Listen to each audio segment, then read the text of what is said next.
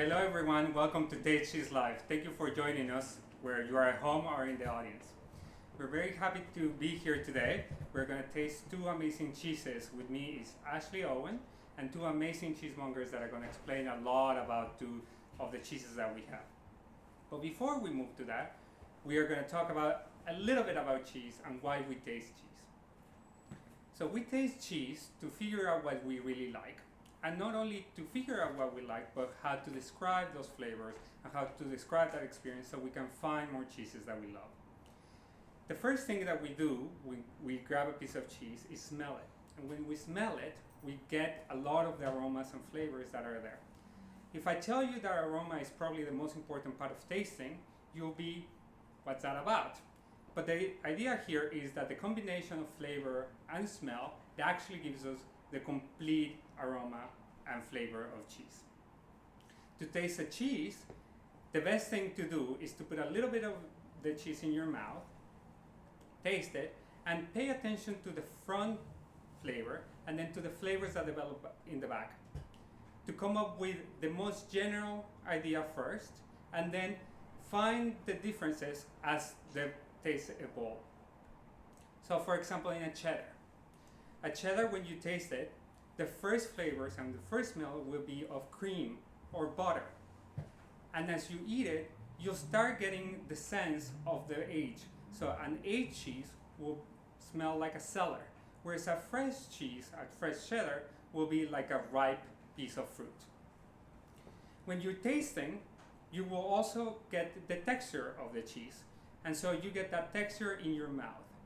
Not only you're receiving the texture from the paste, but also the temperature. And so that is very important. So if you're handed a piece of cheese at the store and it's a little too cold, wait a second to bring it to the temperature of your body. That will allow it to become more complex and get all the flavor in the cheese. Definitely take a second to smell it and then eat it up. So I normally get asked, what is your favorite cheese? And so most cheesemongers will tell you that it depends on the occasion, but also at the time of day. So if it's hot outside, I normally want a goat milk cheese, maybe something from Cypress Grove. If I'm making a sandwich, maybe what I want is a raw milk cheddar from Grafton Village. But if it's in the middle of the afternoon and I'm ready to have dinner and I need a glass of wine, I will definitely reach out for a piece of raw River Blue. So with that in mind, we're going to taste two amazing cheeses today, Le Gruyère AOP and Parmigiano Reggiano. We have two experts that are going to talk to us about the flavors of the cheeses, the history of the cheeses, and we're going to be able to taste along. If you're joining us from outside our audience, if you're joining us outside, make sure that you taste our questions with Taste Cheese Live, and we'll be able to respond it.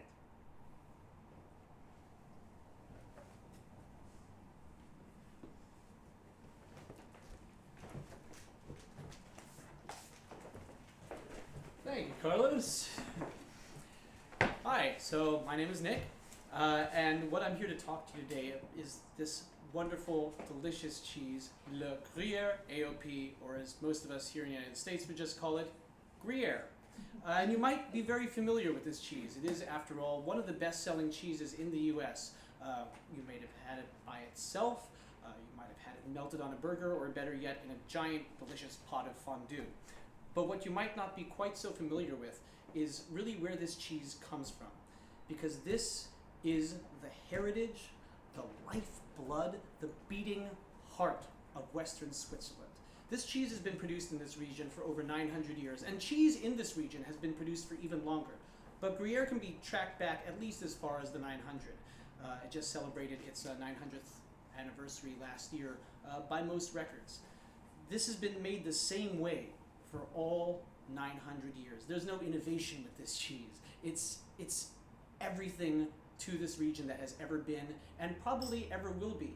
People survive off of this. It's not just an economy, it's a pride, it's a culture.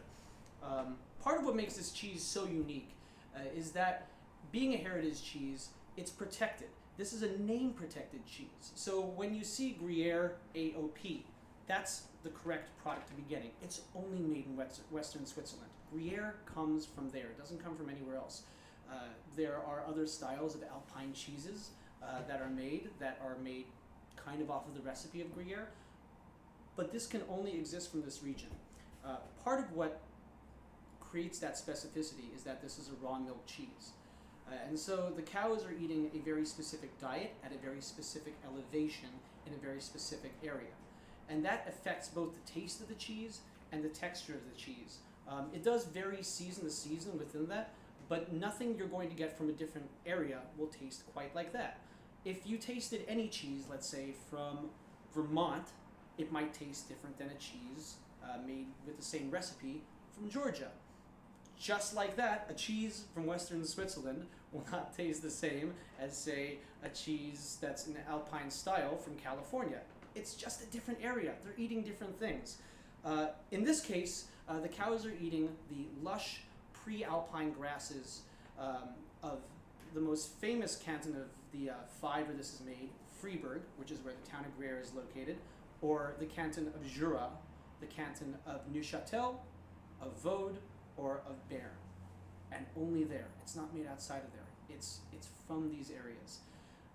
And it's people that are making it. This is not a factory-produced cheese. Even though we see a lot of Gruyère, it's a hands-on process from start to finish.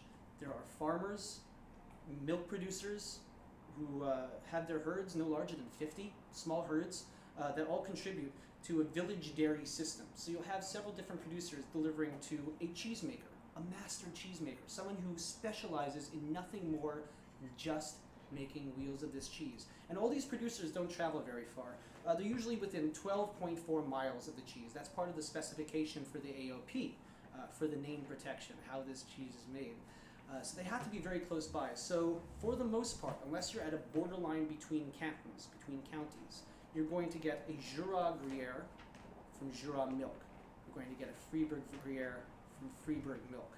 So each one will have a little bit of a different taste from each region, which each have a slightly different curve to their mountains, slightly different meadow shapes, and even slightly different plants that the cows are eating, different species of grass. You even have a very specific summer milk Gruyère called Gruyère d'Alpage, which is actually from the high Alpines instead of the general pre-Alpine region where most of the rest of the Gruyère is made. So each one tastes a little bit different. That's the beauty of a raw milk cheese like this, that you can get such a specific taste of place, of terroir, where it's made. Gruyère is such a perfect example from it. It's considered by the Swiss to be the perfect combination of fruity, of nutty, of milky, and each time it's going to vary little bit by little bit because this is a hands-on, traditionally made cheese. Everyone's going to be different. That's what makes it so exciting, I think. It fuels people. It fuels traditions. It fuels whole processions of cows being led down mountains with garlands of flowers that are made for them just to celebrate the fact that they spent all summer producing milk for this cheese. You can see signs for this cheese all over the villages of Western Switzerland because people are celebrating it. It runs through the veins of this whole area. And I think it's also absolutely delicious and versatile. And I think we're going to have a little tasting of this to demonstrate that for you. And if you're in possession of a little piece of Gruyère there at home, please taste along with us. It might be slightly different than this one, but again, that's kind of what makes it beautiful, is that each one is going to taste a little different. So Ashley, I would like you to join me here. We're going to try a little bit of this. I thank you, Nick. You bet. Hello, everyone at home and everyone here. So we have two different ages here. Gruyère comes in a wide specificity of 3 different ages. You have mild, which is about 5 months to 9 months. You have what's called reserve, which is 10 months to 14 months. Okay. And then you have a mature, which is 15 months or over. That's also called Souchois in Swiss terms. But we have the two most, I'd say, typical that you'd find in the American market, which is we have a young one here at 5 months, and we have a reserve one here at 11 months. And these are actually both from the same producer. So we're tasting roughly the same collective of farms and the same cheesemakers' work, just at different ages. Interesting. So let's start off with the younger one, right now? Great, great. So, get you a little piece and get me a little piece here. Wonderful. There you go. Thank you. So Cheers. yeah, absolutely. Cheers. So let's let's give this a little smell first. because I think that's really important with Gruyere. It's a wash-drying cheese. You're going to get a little bit of funk on the outside from Brevibacterium linens and a whole host of other bacteria there. A little bit of funk, but what else do you get? I mean, it definitely has an aged and kind of savory smell to it. A little bit. Yeah, I would say so. Definitely savory. A little bit of like a earthiness. Fruity, a little kind of like citric kind of thing, Yes. isn't it? Yes. I also get, what I love about Gruyere is that so often I get cooked milk as a taste. If Yes. you walk around Okay. milk that's even in a pot in your house that's been cooking for a while, you get this really specific smell, and that kind of comes off there for me. So this is a cooked curd cheese. when tasting cheese, is it important first to sort of smell it, sort of like when you're tasting a wine? So before you want to, Absolutely. even though we know you want to drink the wine and eat the cheese. Most of what you taste with anything is actually aroma. That informs your sense of taste more than anything else. All right. So we're gonna give this one a little taste here. Okay. Move it around in your mouth a little bit. Okay. Yep. So a little sort of not swishing action, but No, not quite, but a little chewing action, moving it around Okay. there. It's a little mild, isn't it? It's a nice mellow It is. one. It's really versatile. This is a great one for melting. It's a really high moisture content. so we would have maybe a younger Gruyere on, say, French onion soup. Absolutely. Absolutely. Okay. You can do a medium age, you can even do older, they'll melt okay, but the younger it is and yeah. kind of higher moisture, it's gonna melt really, really well. Okay. All right. This one does have that kind of like slight fruity quality actually. The Swiss does. say fruity a lot, and it sometimes describes multiple things, but this one actually has that to a great degree, I think. Yeah. Definitely. Yeah. And it's still like a little bit gentle. All right. I'm dying to try the aged one. Yeah. So this one is aged. How long? Remind me. This is again? an 11-month one. Okay. All right. Getting close to 12 here actually. Okay. And this is actually from a producer in the best known of the Gruyere making regions, which is Okay. Fribourg, where the town of Gruyere is located, the Alright. castle of Gruyere. A gentleman named Alexandre Tongli makes this one at dairy number 4095. You can actually track the dairy numbers of Gruyere to track the person who made your cheese. You can see there's both, if you look at a piece like this, you'll see the word Gruyere written on the outside right there, which ensures it is the actual thing. You'll see the AOP there. But what you'll also find on wheels is a dairy number, and you can actually plug that into Gruyere's website. They have a feature where you can actually find the person who made your cheese just by putting that number in. It's pretty great to connect the person to the cheese there. This one's a little more aged, isn't it? Yeah. Yeah. It's a little more aromatic, and let's just eat it. Yeah. Okay. And you're getting that little bit of crunch, aren't you? Yeah. Yeah. So what is the crunch? So the crunch is a crystallized amino acid called tyrosine. As a cheese ages and loses moisture, the amino acids actually bunch together and crystallize as they lose moisture. That's kind of the quick version of that. It Yeah, adds that's a nice little texture to it. Mhm. This is awesome. Yeah, it's nutty too, isn't Yeah. it? It's like It is. It's like a really good balance of a lot of different flavors, I feel like. So Yeah. if you want something that's a little bit like slightly fruity or slightly nutty, or maybe you get that little texture action, you have it all with the Gruyere. So we are almost out of time Yeah. for Gruyere. No. But I heard that you have a cheese related talent, and I'm dying to see it.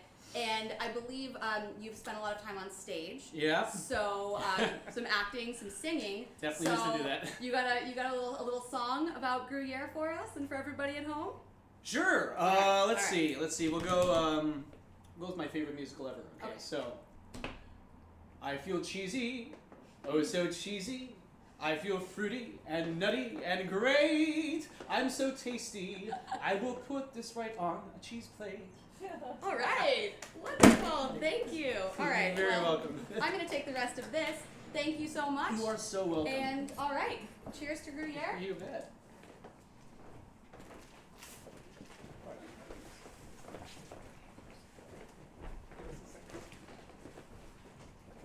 I'm just going to introduce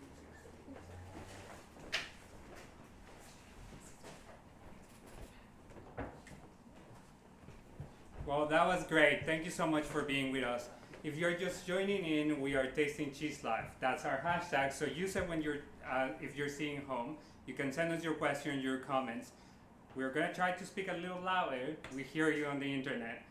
So next is Emily Vilmore, and she's gonna talk to us about Parmigiano Reggiano. Thank you, Carlos.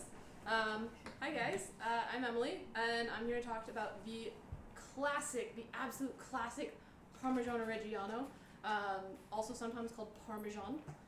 Just so you know, as long as it comes from the Parma area, you can call it Parmesan and they won't get mad at you. But Parmigiano Reggiano, always the best way to go. I love Parm mostly because it's delicious, but also because it comes in these magnificent, you can see one over here, 80-pound wheels, and I get them in the shop, and I get to open them up, and I get to taste them, because nothing tastes like fresh Parmigiano Reggiano. Nothing. And nothing in the world tastes like Parmigiano Reggiano, even if it's not fresh. So Parmigiano Reggiano has been around since about 1348 was the earliest mention I could find. It's probably been around before then, and that entire time it's been made using only 3 ingredients, and even now it's only made using those same three ingredients: raw cow's milk, salt, and rennet, always from an animal. And then Parmigiano Reggiano is also regulated and protected under Italian law, and it has been since 1955. And each wheel, before they're actually set out into the world, before they're allowed to be eaten by everybody and enjoyed by everybody, they actually get hand inspected. Every single wheel gets inspected. They get tested for sight, for smell, believe it or not, for sound as well. Kind of like if you're doing a watermelon, you tap it. So they actually tap every wheel to check for fissures and cracks, so to make sure that they're perfect, because they don't want to send something that's not the best Parmigiano Reggiano out in the world. And so Parm is really cool. So they've been making it, like I said, since 1348. And part of the reason that they're doing this is, not doing this, I'm sorry. This is live, in case you didn't remember. So Parmigiano Reggiano, so there's a couple of different grades of Parmigiano Reggiano.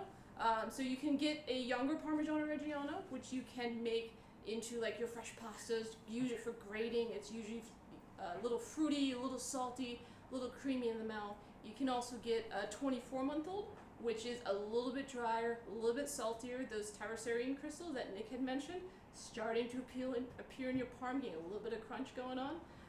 And then there's also actually a new designation with Parmigiano Reggiano I'm so excited to tell you about, because they're actually recognizing Mountain Parmigiano Reggiano, quality project, quality Parmesan, where they're actually requiring the wheels to be made to have this special designation above 600 meters.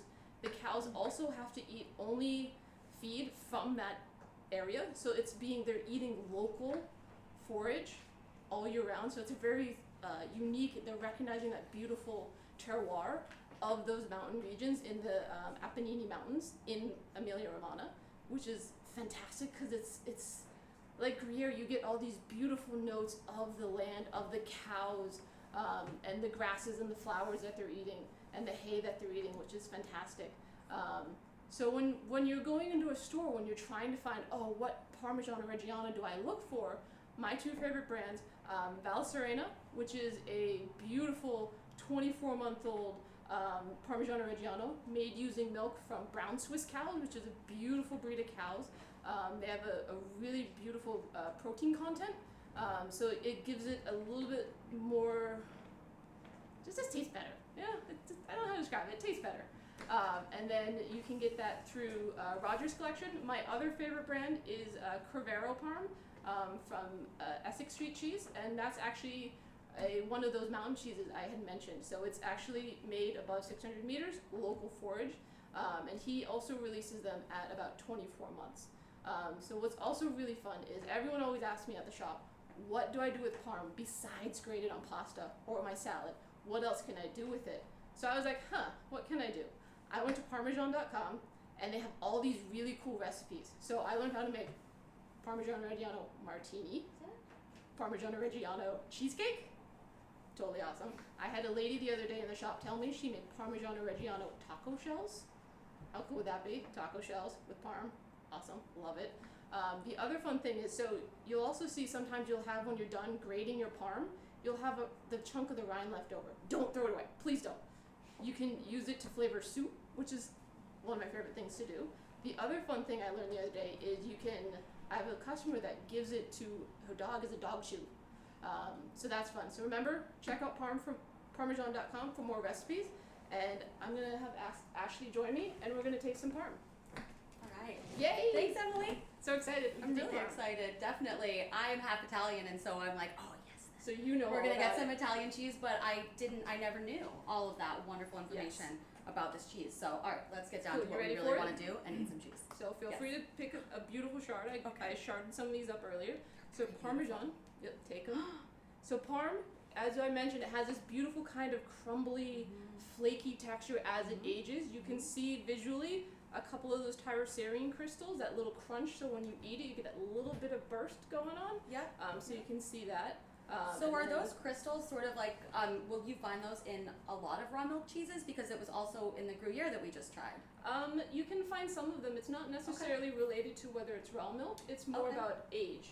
Because as Nick said, those the amino acids as the cheese ages bind together, and you get that little bit of crunch. So it's more about age than raw milk. All right, well, with age comes crunch, I guess. Yes, exactly. All right. So what do you smell when you put up your nose? Parm has a very distinctive It smell. does. It's hard to get past. It smells like Parmigiano Reggiano. Exactly. It's a very familiar one. But definitely like getting some saltiness. Some saltiness, a little fruity, a little grassy maybe. Yeah. Mm-hmm. I tell people grassy, it smells kind of definitely. like a cow sometimes. I you was know, just but gonna in say, a yeah. good way. You know, the best way possible. Yeah. The And you get a best way sense of possible. what the cow's been doing and what Exactly. they've been enjoying. Yeah. That's part of the beauty of Parm is you can smell the cows and where they come from. You kind of smell Italy every time you smell Parm. You get to taste it as well. Do you think that you get a better smell if you close your eyes? Like I do. sensory? Yeah? I do. Okay. You All know, right, so I'm everyone at losing home, one. close your eyes. Close your eyes and go ahead. Feel free to pop a sliver in your mouth. All right, let's do it. Mmm. Yeah. Mm-hmm. The dryness is really kind of fun, and then Yep. as you start chewing it, it sort of melds all together. Yep, and it's a fun way if you've never had Parm Mm-hmm. in a sliver or a chunk. It's an awesome way to do it, just because it's an entirely different flavor than if you had grated it. Okay, I like that. So yeah, just about like eating these cheeses and really like picking out their flavors like with different sorts of ways. So maybe on pasta, or maybe in a martini, or maybe just bare bones, just a delicious. Personally, I Little like to do slice. this. I'll take it home, a little bit of balsamic de Modena, Ooh, and pop that in the mouth, sweet and salty. I love it. Classic. So many things you can do I'm with eating cheese. some more. I can't stop eating it. No, It's so good. I think that's okay. Yeah, this is really delicious. Yeah. Cool. And so I hear you also have a cheese related I talent. do. Because our wonderful cheesemongers are so talented in many ways other than telling us everything we ever wanted to know about these incredible cheeses. So I heard you are an amazing wrapper of cheese and of I won't crescents. sing. I'm not as good as Nick, so Well- I'll save you that torture. But so I thought, if you can wrap a strangely shaped piece of cheese, what about like something else that's kind of weird? I can do that. You can do it. All right. Does anybody in the studio audience have anything kind of funkadelic that we can have Emily try to wrap? I have something. Oh, all right. What do you have? I just happened to bring this with me. This whisk. Okay. Wonderful. All right. Are you Awesome. ready to wrap the If whisk? you could grab me the piece of cheese paper All that right. we're in front of you. All right. Great. There Here's we the go. cheese paper. So we've got our cheese paper. Very important to wrap your cheese at home in cheese paper. Keeps it alive. Makes it keep it tasting better. So what I like to do when I'm in the shop and I'm teaching people how to wrap cheese, I tell them you kind of want it to look like an envelope at the end of it. You only have one flap to really worry about. Okay. So I go up and over, and then you can kind of wrap this little bit of piece over here around, and then I go take this side and I wrap that side around, and then I kind of roll, and then I've got a nice pretty package, and grab my piece of tape, and there we go, and look at that, nice Your cheese. whisk-shaped cheese. Whisk-shaped cheese, happy in your fridge, gonna taste good a couple of Right. days. or Yeah. a week. Where can we get some cheese paper? You can get your cheese paper at your local cheese counter, say Whole Foods or my shop, Bacco's Wine and Cheese, which would Okay. be, because we've always got it. Or if you can't find any in a store, you can always ask your monger, be like, hey, can you slip me a piece of cheese paper? And we'll be like, yes, keep your cheese alive. Please take care of your cheese. Keep the cheese alive. All right. Awesome. Delicious. Cool. Thank you, Emily. Thank you so much. Riveting. I'm All going to take right. this with me. I want to practice this Cool. wrapping now. Please do.